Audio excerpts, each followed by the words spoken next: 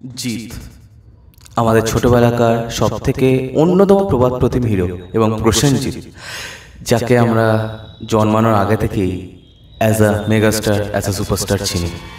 তারা দুজন যখন একসাথে একত্রিত হয়ে বলিউডে কাজ করে তখন কিন্তু ফিলিংসটা একদমই আলাদা হয়। Hey guys, what's up. আজকের এই ভিডিওতে আমরা কথা বলবো খাকি দ্য বেঙ্গল চ্যাপ্টারের টিজারটাকে নিয়ে, এবং টিজারটার লাইভ রিয়াকশান করব। লাইভ রিয়াকশান গোটা জানুয়ারি মাসে আমি করিনি, কারণ আমার একটা লাইভ রিয়াকশানের উপর স্ট্রাইক মেরে দেওয়া হয়েছিল। বাট নিজেকে বদলানো কি কোনো একটা ফোর্সের এগেনস্টে ঠিক?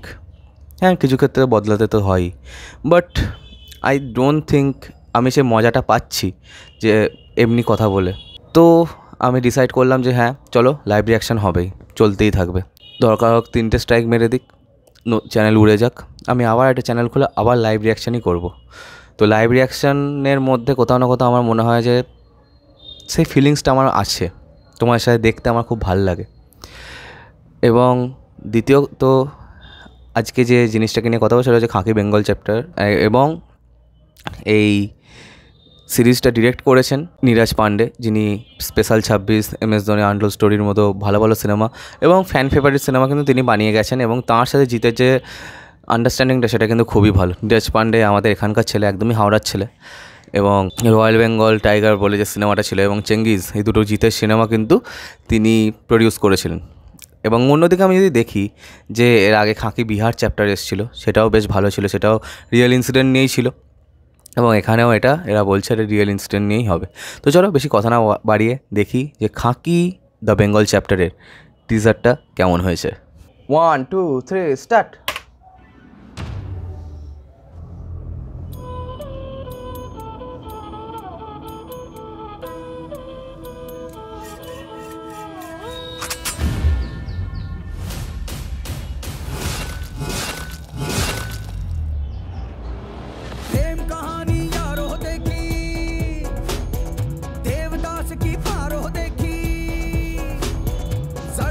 ঋত্বিক ঘুমে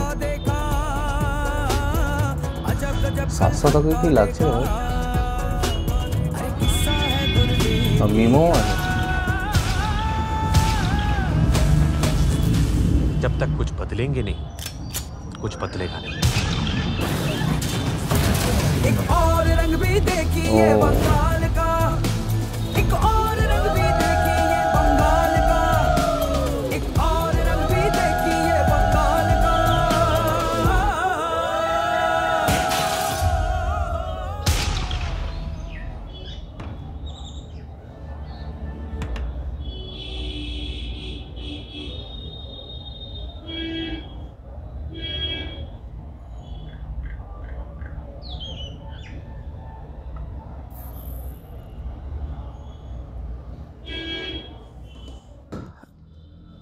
এখানে এত বড় একটা প্ল্যাটফর্ম এই দুজন সুপারস্টারকে দেওয়া হয়েছে, এটা কিন্তু দেখে বেশ ভালো লেগেছে।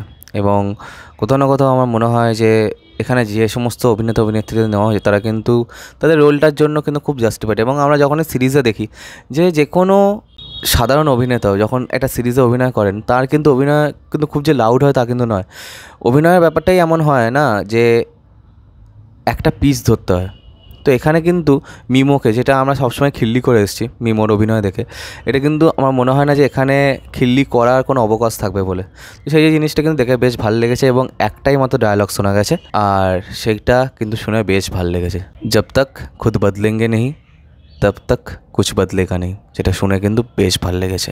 এবং একটা জায়গা আমার পার্টিকুলারলি এই টিজারের একটা হাই পয়েন্ট বলে মনে হয়েছে, সেটা হচ্ছে যে একটা জায়গায় প্রসেনজিৎ পুরো ক্যামেরার দিকে এরকম করে হাত দেখাবে, তো সেই জায়গাটা দেখে কিন্তু আমার বেশ ভালো লেগেছে। সব মিলিয়ে অল দ্য বেস্ট জিৎদা এবং প্রসেনজিৎ স্যার এই সিরিজটাতে হ্যাঁ বলার জন্য, কারণ কি অনেকের ক্ষেত্রেই একটুখানি হলেও কম্প্রোমাইজেশন এসে যায়।